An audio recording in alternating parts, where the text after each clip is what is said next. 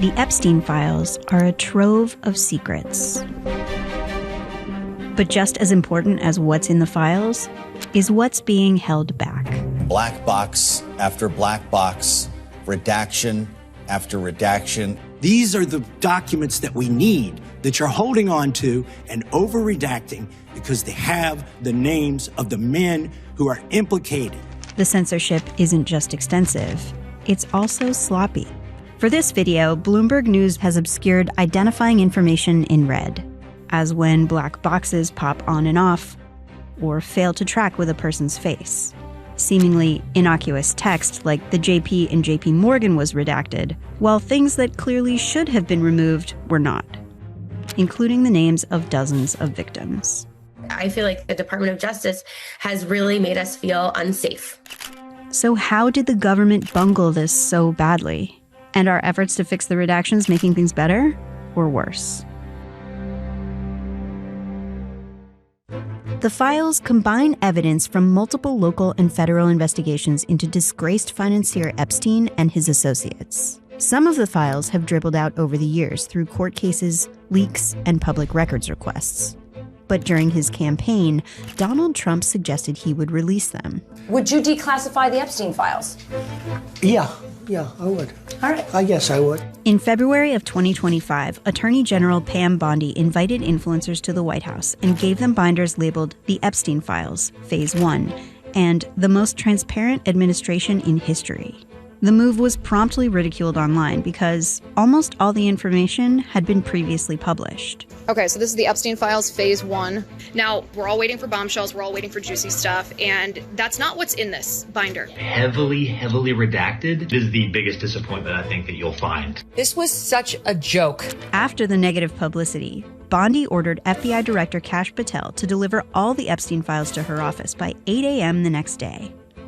The FBI literally rented a U-Haul to transport some of the documents from New York to Washington and tapped nearly 1,000 special agents, along with employees who normally handle public records requests and background checks, all working nights and weekends, many in a massive warehouse in Virginia. Have you guys reviewed everything that you have? Almost. Yes, we have, and now we're figuring out how to put it out. The FBI created 26 categories of information to redact, based on standards from the Freedom of Information Act and civil litigation. But internal emails show that reviewers were begging for guidance on what should be redacted. They had no idea what to redact, what to withhold. They were discussing in these emails, we have pictures of celebrities, presidents, plural. What do we do with this? The FBI finished its review in May of 2025, according to internal emails. But despite the scramble, the redacted files were not made public.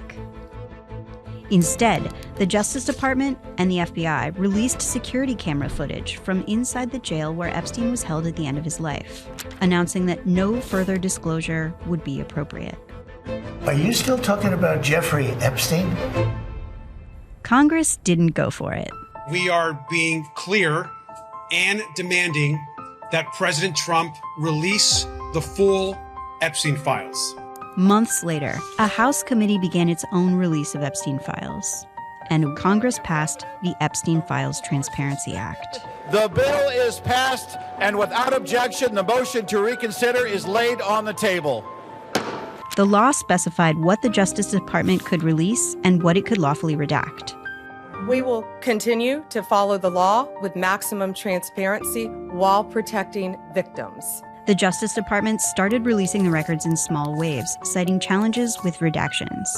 The major release came at the end of January, bringing with it more controversy over redactions, including the release of more personal information of victims, while the names of at least 6 men implicated in illegal conduct were redacted. Representative Ro Khanna said a Justice Department staffer told him that the records were never reprocessed under the standards in the new law.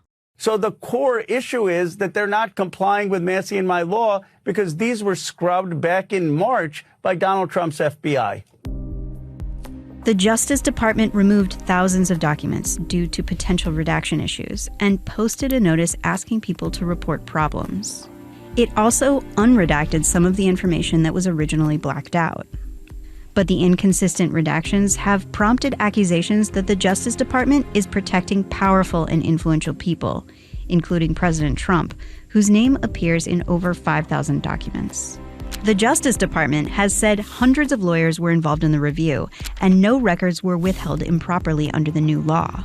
But mistakes continue to be discovered, and the unmasking of victims can never be undone.